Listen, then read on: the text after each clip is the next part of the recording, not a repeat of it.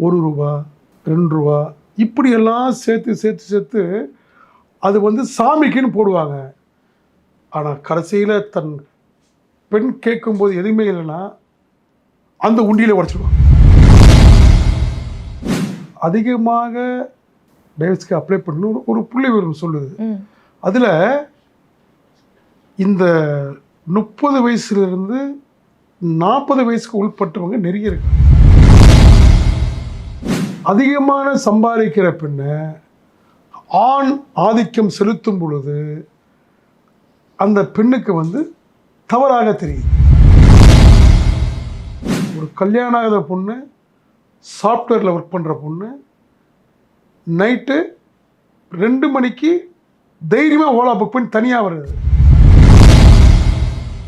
Top 10 நேயர்களுக்கு கிருத்திகாவின் அன்பு வணக்கங்கள்.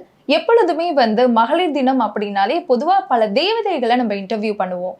ஆனா வாழ்க்கையில சாதிச்ச ஒரு ஆண் தேவதை பெண்களை பத்தி நிறைய விஷயங்கள் நம்ம கூட ஷேர் பண்ண போறாங்க.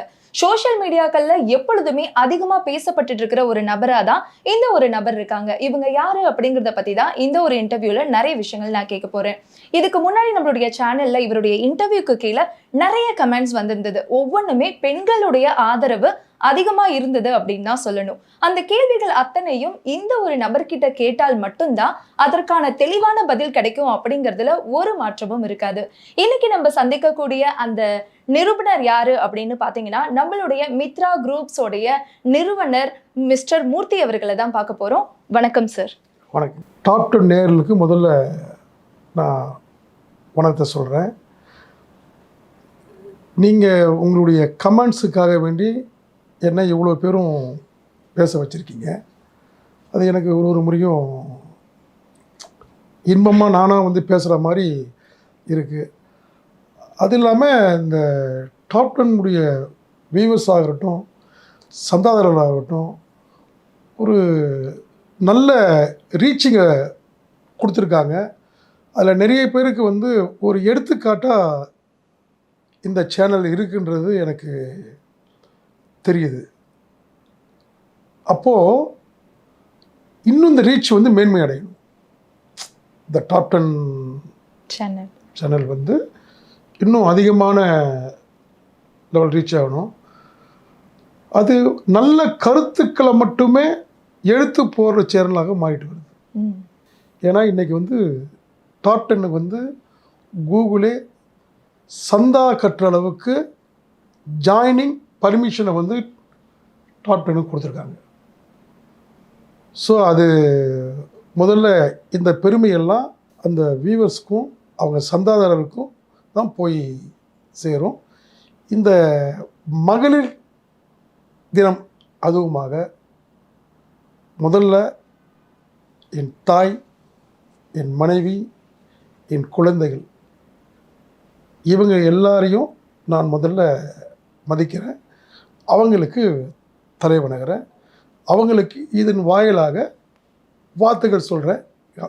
எங்கள் அம்மா இல்லை, ஆனாலும் என் மனைவியை வந்து என் தாய் சாணத்திலையும் என் நண்பியாகவும் என்னை வழிநடத்தி செல்லக்கூடிய ஒரு பெண்ணாகவும் கருதி அவங்களுக்கு முதல் வணக்கத்தை நான் சொல்கிறேன். சார், பொதுவாகவே நம்மளுடைய மகளிர் தினம் அப்படின்னாலே பெண்களுக்கு அமோக வரவேற்பு எல்லாருமே கொடுப்பாங்க. ஒரு மகளிர் தினம் அப்படின்னாலே எப்படியெல்லாம் கொண்டாடணும் அப்படிங்கிறதுக்கு நிறைய பிளான் வைப்பாங்க. உங்களை பொறுத்த வரைக்கும், உங்களுடைய பார்வையை பொறுத்த வரைக்கும் மகளிர் தினம் அப்படின்னா என்ன சார்? பெண்கள் ரொம்ப மேன்மையானவர்கள். அவங்க நம்ம செய்கிறது கட்டிட தொழில் செய்கிறோம். அதில் ஒரு வீடு நான் கட்டினேன்னா அது ஒரு பெண் விளக்கு ஏற்றினா மட்டும்தான் அந்த வீடு வந்து அழகாக இருக்கும். அதுதான் விளக்கேற்ற ஒரு பெண் வேணும்னு சொல்லுவாங்க. உண்மை சார். அதுக்கப்புறம்தான் மற்றது எல்லாமே. அந்த பெண் அந்த வீட்டுக்குள்ளே வரலைன்னா அந்த வீடு அழகாக இருக்காது. அப்படி அழகானவர்கள் தான் பெண்கள். பெண்களுக்கு ஒரு உதாரணம் உண்டு. அறிவு, அன்பு, இது 2 வேறு. ஆனால் பெண்ணுக்கு அன்பு கொடுத்துட்டானா அறிவு இருக்காது. ஒரு அன்பை பரிமாறிட்டாங்கன்னா அவங்க அறிவை இழந்துருவாங்க. அவங்க அன்போடு தான் இருப்பாங்க. அவங்க ஆண் அழகை பெண்கள் பார்ப்பது கிடையாது. ஆனால் அவங்க உள் அழகு இருக்குல்ல, அதை பார்ப்பாங்க. அதுதான் பெண்கள். அதை மட்டும் அவங்க எடுத்துட்டாங்கன்னா அந்த ஆணுக்கு வந்து அந்த பெண் அடிமையாயிடுவாங்க. அப்படி ஒரு வீட்டுக்குள்ளே வரும்போது விளக்கேற்றுற பெண் அந்த குடும்பத்தினுடைய தலைவியாக மாறுவாங்க. அன்னைக்கு ஆரம்பித்தாங்கன்னா அவங்களுடைய சேவைகள் அந்த குடும்பத்துக்கு நீண்டுட்டு போகும். ஒரு ஆண் அழகாக இருக்க மாட்டான் மனித இனத்தில். ஆனால் பெண் தான் மனிதர்களையும் பெண்கள் தான் அழகாக இருப்பாங்க. விலங்குகளில் பார்த்தா ஆண் யானை அழகாக இருக்கும், பெண் யானை அழகாக இருக்காது. மனித குலத்தில் மட்டும்தான் பெண்கள் அழகு. பெண் மயில் அழகு இருக்காது, ஆண் மயில் அழகு இருக்கும். பெண் மான் அழகு இருக்காது, ஆண் மான் அழகு இருக்கும். சிங்கம் எடுத்துட்டீங்கன்னு வச்சுக்கோங்க, ஆண் சிங்கம் அழகாக இருக்கும். அதுபோல் எந்த விதத்தில் எடுத்தாலும் மனித வர்க்கத்தில் பெண்கள் மட்டும்தான் அழகானவர்கள். முக அழகு மட்டும் கிடையாது, உள்ள அழகும் அவங்க தான். அவங்க ரொம்ப மேன்மையானவர்கள். இப்போது அந்த வீட்டுக்கு விளக்கேற்றி வந்ததுக்கு அப்புறம் அவங்க லைஃப் ஸ்டார்ட் ஆகுது. வந்த உடனே தன் குடும்பத்தை எப்படி அரவணைக்கிறது அப்படின்னு ஆரம்பிக்குது பெண்ணுக்கு. கணவர், அப்புறம் அந்த கர்ப்பம் ஆயிடுவாங்க, மாமியார் மாமனார், இவங்கெல்லாம் இருக்கும் பொழுது கூட அந்த பெண் வந்து கணவனை பார்த்துட்டே இருப்பான். கண்ணாடி முன்னாடி இவன் முக அழகு இருந்தால் கூட அந்த கண்ணாடி முன்னாடி ஒரு ஃபோட்டோவில் தன் கணவனுடைய ஃபோட்டோ வாங்கி வச்சுருப்பாங்க. கண்ணாடியில் ஒட்ட வச்சு இந்த குழந்தை வந்து தன் கணவன் மாதிரியே பிறக்கணுமே அப்படின்னு அவங்க சிந்தனை வந்து கண்ணாடி முன்னாடி கணவன் நிற்பது போலயே அவங்களுடைய நினைப்பு அப்படியே இருக்கும். தாய் வீட்டுக்கு பிரசவத்துக்கு போனால் கூட கணவனை தான் நினச்சிட்டு இருப்பாங்க. பிரசவம் முடித்து கணவன் வீட்டுக்கு வந்துட்டாங்கன்னா அதில் இருந்து அந்த குழந்தை மேலே பாசம் இருக்கும். 2 பேர் மேலே பாசம் வைக்கணும், கணவன் மேலே குழந்தை மேலே. அப்போ அந்த குழந்தையை வளர்க்குற கலை இருக்குல்ல, அது ரொம்ப அழகாக இருக்கும். அதாவது பொதுப்படியாக நம்ம நார்மலாக ஒரு பெண்ணை எடுத்துக்கிட்டா, அதாவது சில பேருக்கு வந்து கோடீஸ்வரர் வீட்டில் வேலைக்காரங்க நிறைய பேர் வச்சுப்பாங்க. ஆனால் பொதுப்படையான பெண் அவங்க வீட்லேயும் இந்த குழந்தைங்க மேலே ரொம்ப பாசமாக இருப்பாங்க. அவங்க பணங்கள் காசுகள்லாம் வேறு, குழந்தை பிறந்துட்டால் அந்த குழந்தை தான் அவங்களுக்கு எல்லாமே. அப்போ அந்த குழந்தையை வளர்க்கும் போது, குழந்தை பருவத்தில் இருக்கும்போது தாலாட்டு பாராட்டு இதெல்லாம் அந்த குழந்தைகளுக்கு ஆசைகள் எல்லாம் ஊட்டி ஊட்டி ஊட்டி பால் கொடுக்கும் பொழுது கூட அந்த குழந்தைய வந்து எப்படின்னு பார்ப்பாங்க. அந்த பிரசவ வலி இருக்கு இல்லையா அவங்களுக்கு, அப்போது பிரசவம் முடிஞ்ச உடனே அவங்க பார்ப்பாங்க, வயிற்றில் வர கோடுகள் இருக்கு பாருங்க, அது காலத்துக்கு அப்படி நின்றுடும். அந்த குழந்தைகள் தன் உடம்பை கூட வருத்துப்பாங்க. இதெல்லாம் இருந்தால் கூட தன் குழந்தைக்காக வேண்டி அந்த தாய் உள்ள வந்துடும். அவங்களுக்கு பெண்ணாக வந்து பெண் தாய்மை அடைந்த உடனே பெண்ணாகவே மாறிடுறான். பெண் எப்போ பெண்மை அடைகிறாருன்னா அதுதான் தாய்மையான உடனே அந்த பெண் தாய்மையாக மாறிட உடனே இதெல்லாம் பொருட்படுத்துறது கிடையாது, தன் அழகை பார்ப்பது கிடையாது, தன் குடும்ப சுமையை மட்டுமே அவங்க பார்ப்பாங்க. அந்த குழந்தைய வறுக்கும்போது எல்கேஜி யூகேஜி இப்படியே ஒரு நாள் வளர்த்துட்டே இருப்பாங்க. குழந்தை பேச ஆரம்பிக்கும் பொழுது அவங்க மனசில் வரக்கூடிய ஆசை, கண்ணில் வரக்கூடிய ஆனந்த கண்ணீர், அவங்க வாழ்க்கையே இந்த குழந்தைய வந்து வரமாக வரல, வரத்தோடையே இந்த குழந்தைய பற்றிருக்காங்கன்னு அந்த தாய் வரமாகவே கடவுளிடம் வந்து என் குழந்தையை வந்து வரமான குழந்தையாகவே நான் பெக்க வேணும்னு வரம் எடுத்தே அந்த தாய் வந்திருக்க மாதிரி ஒரு ஒரு ஒரு ஒரு உணர்வு. குறிப்பு, ஆசை, இதெல்லாம் இந்த பெண்களுக்கு உண்டான ஒரு. இதை தாண்டி அந்த பெண்ணை வளர்க்கும் பொழுது அந்த பொண்ணு மேலே அந்த தாய் ஒரு ஒரு வினாடியும் அக்கறை காட்டுவாங்க. துணி துவைக்கிறதுலேருந்து அந்த குழந்தைக்கு என்னென்னலாம் செய்யணும், ஸ்கூலுக்கு அனுப்புறதுலேருந்து, வேலைக்கு போனால் கூட பெண்ணுக்கு சமையல் செஞ்சு ஸ்கூலில் விட்டுட்டு வேலைக்கு போய் திருப்பி ஈவினிங் வருவாங்க ஸ்கூலில் கூட்டு வரதுக்கு. அந்த மாதிரி தான் வேலையை தேடிப்பாங்க. சார் இல்லை சார், எங்களுக்கு வந்து வேலை கொடுக்குறீங்க நீங்கள், என் குழந்தைய நான் ஸ்கூலுக்கு கூப்பிட்டு போகணும், திருப்பி ஈவினிங் வீட்டுக்கு போகணும், நான் கூப்பிட்டு போய் தான் குழந்தைக்கு சாப்பாடு கொடுக்கணும். இப்படி அந்த குழந்தைக்காகவே தன்னை வறுத்துக்குப்பாங்க. அப்படியே சாட்டாகி இந்த குடும்பம் வளரும்போது இந்த குழந்தைகள் பேசி அதுக்குன்னு ஒரு தைரியம் வரும்போது அம்மாவை கேட்க ஆரம்பிக்கும். எனக்கு இது வேணும், ட்ரெஸ் வாங்கி கொடுங்க, நகை வாங்கி கொடுங்க, வாட்ச் வாங்கி கொடுங்க, 2 வீலர் வாங்கி கொடுங்க. அது ஒரு ஸ்டேஜ். இல்லைன்னா ஸ்கூலில் போனால் என் ஃப்ரெண்ட்ஸ் எப்படி வராங்க, அப்போது அந்த தாய் இதெல்லாம் செய்ய முடியாத சூழ்நிலையில் இருப்பாங்க. அப்போ தாய்க்கும் பெண்ணுக்கும் டெய்லி சண்டை இருக்கும். ஆனால் அந்த தாய் அந்த குழந்தைக்கு பரிமாறும் போது கூட அன்பாகவும் அக்கறையாகவும் அவங்க என்ன பண்ணுவாங்க, கோபத்தை குழந்தை எடுத்துக்கிட்டா கூட தாய் அந்த கோபத்தை காட்ட மாட்டாங்க. நைஸாக என்ன பண்ணுவாங்க, என் மேலே கோபமாக இருக்கல, ஒன்று இட்லி அதிகமாக வச்சுருவாங்க, இல்லை சட்னி அதிகமாக வச்சுருவாங்க. சட்னி நெய் சாப்பிடக்கூடாது, கொஞ்சமாக சாப்பிடுவாங்க. சட்னி கம்மியான உடனே ஐயோ சட்னிக்கு 2 இட்லி சாப்பிடுவாங்க. முடியாது, சாப்பிடணும், அந்த கவனம். சாப்பாடும் அப்படி தான். அவனுக்கு தப்பான பொருளை வாங்கி கொடுன்னு சொல்லி சாப்பிட்றது கேட்டால் அதை வாங்கி தர மாட்டாங்க.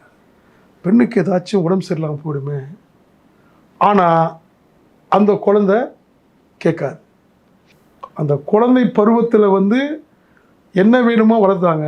பேசும் பருவம் வந்த உடனே அந்த அந்த குழந்தை அம்மா சொல்வதை கேட்பது கிடையாது.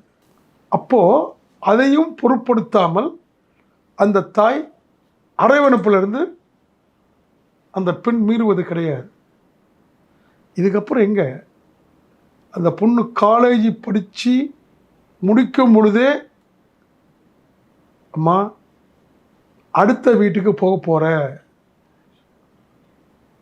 இப்படி தான் ட்ரெஸ் பண்ணணும், இப்படி தான் போகணும், நீங்கள் இப்படி தாம்மா நடக்கணும், ட்ரெஸ் கோட்லேருந்து நடையிலிருந்து எல்லாமே அந்த தாய் வந்து ஒன்று ஒன்றா சொல்லி கொடுப்பாங்க. அப்போ தான் அந்த பொண் தாய் சொல்லை கேட்காது. ஆனாலும் கண்டிப்பு கூட தன் பொண்ணு எல்லாம் கேட்டால் கூட தான் போட்டுக்கூடிய நகையை கூட பெண்ணுக்கு தெரியாமல் கொண்டு வெளியில் வச்சு அதை கொண்டு வந்து கேட்கறத வாங்கி தருவாங்க யூஸ்ஃபுல்லாக. சில பெண்கள் எல்லாம் சிறு சேமிப்பு இருக்குல்ல, அது வச்சுருப்பாங்க. அவங்க என்ன பண்ண, யாருக்குமே தெரியாமல் நம்ம பொண்ணுக்கு எதாவது தேவைன்னு உண்டியல் மாதிரி போட்டு அதில் போட்டு வச்சுட்டே வருவாங்க.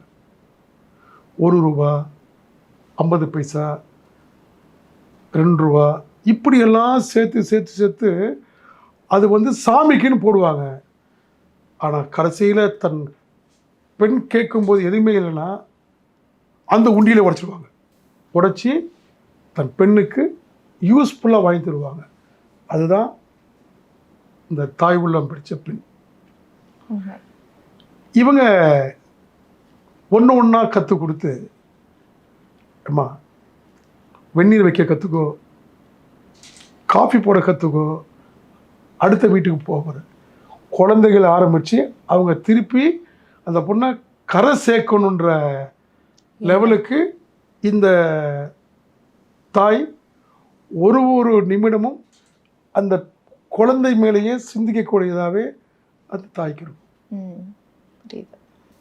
ஒரு பக்கம் கணவர் இருந்தால் கூட குழந்தைங்க மேலே தான் தாய் பாசமாக இருப்பாங்க. அதுக்கு பேர் தான் தாய் பாசம் அப்படின்னுவாங்க. அவங்க ஒன்று ஒன்றா கற்றுக் கொடுப்பாங்க. இதை பண்ணு, சாப்பாடு பரிமாற கற்றுக்கோ, இதை வச்சு கற்றுக்கோ, சமையல் கற்றுக்கோ, அந்த வீட்டுக்கு போனால் உனக்கு பேர் கட்டணும், அம்மாவை சொல்லுவாங்க, எப்படி வளர்த்துருக்காங்க பார் பிள்ளைய. இந்த பொறுப்பு சமுதாயத்துக்குள்ள தன் குழந்தைக்கு கெட்ட பேர் வந்துடக்கூடாது, தன் குடும்பத்துக்கு வந்துடக்கூடாது அப்படின்னு ஒரு பெண் தாயாகும் பொழுது தன் பெண்ணுக்கு இதெல்லாம் வரக்கூடாதுன்னு ஆரம்பத்திலிருந்தே அந்த பெண் இவ்வளோ கஷ்டங்களையும் இன்பமாக செய்கிறது தாய்.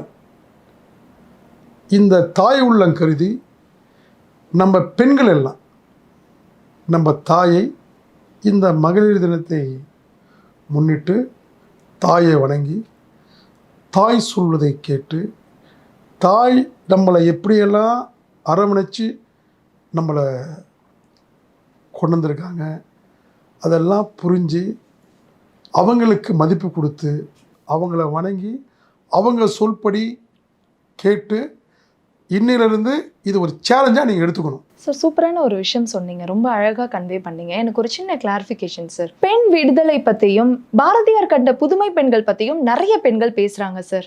பொதுவாகவே பெண்கள் அப்படின்னாலே ஆணுக்கு பெண் நிகர், ஆணுக்கும் பெண்ணுக்கும் சமம் தான், நாங்கள் எந்த விதத்துலையும் குறைஞ்சவங்க இல்லை அப்படிங்கிற மீனிங்கில் நிறைய பேர் பேசுகிறாங்க. ஆனால் அது எந்த இடத்துல முடியுதுன்னு பார்த்தீங்கன்னா டிவோர்ஸுங்கிற ஒரு விஷயத்தில் முடியுது சார். இதை பற்றி நீங்கள் என்ன நினைக்கிறீங்க சார்? பெண்களை பற்றி நம்ம பேசணும்னா நிறைய பேசலாம்.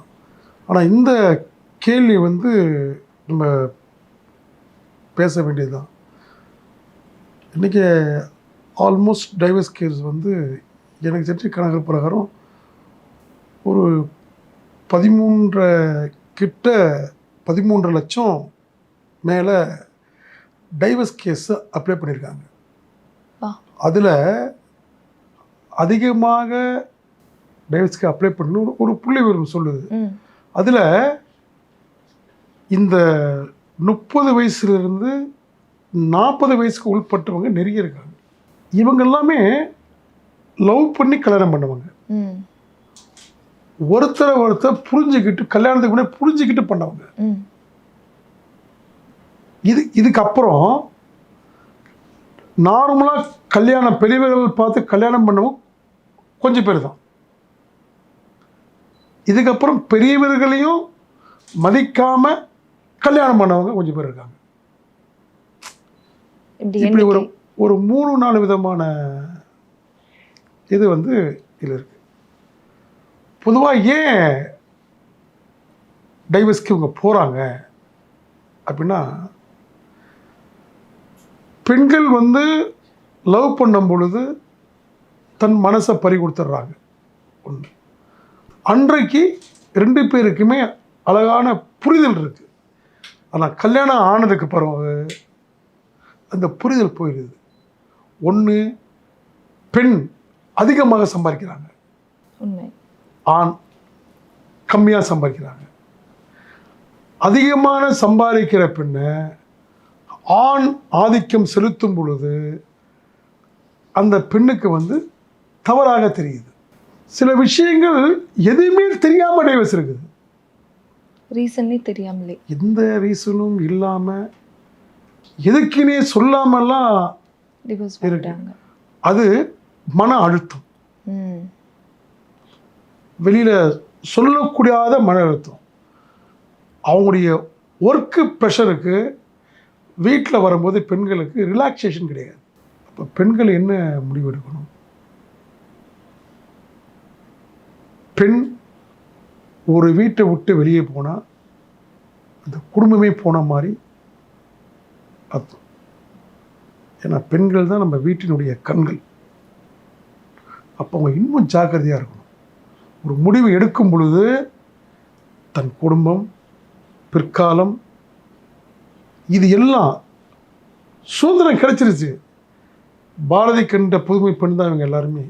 ஏன்னா இன்னைக்கு நேற்று கிடையாது. முன்ன ரோட்டில் ஒரு பெண் நடக்க முடியாது. இன்றைக்கி ஓலா புக் பண்ணி ஒரு காலேஜ் படிக்கிற பொண்ணு 9 மணிக்கு ஓலா புக் பண்ணி வீட்டுக்கு வருது. ஒரு கல்யாணம் ஆகாத பொண்ணு, சாஃப்ட்வேரில் ஒர்க் பண்ணுற பொண்ணு நைட்டு 2 மணிக்கு தைரியமாக ஓலா புக் பண்ணி தனியாக வருது. அப்போ பாரதி கண்ட புதுமை பெண் தானே. கண்டிப்பாக. ஆனால் என்ன, அந்த புதுமை பெண் இன்னைக்கு மாடர்ன் பெண்கள். ஏன்னா இன்றைக்கி வந்து எல்லாமே மாடர்னாக மாறிட்டு வந்துருச்சு. இப்போது இவங்க 2 பேருக்கு என்னென்னா, இவங்களுக்கு எல்லாருக்கும் சுதந்திரம் கிடைச்சிருச்சு.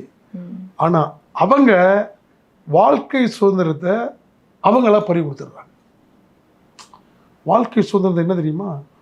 ஒற்றுமையாக வாழ்ந்து எடுத்துக்காட்டாக இருந்து அந்த சக்ஸஸ் பண்ணுறாங்க தெரியுமா?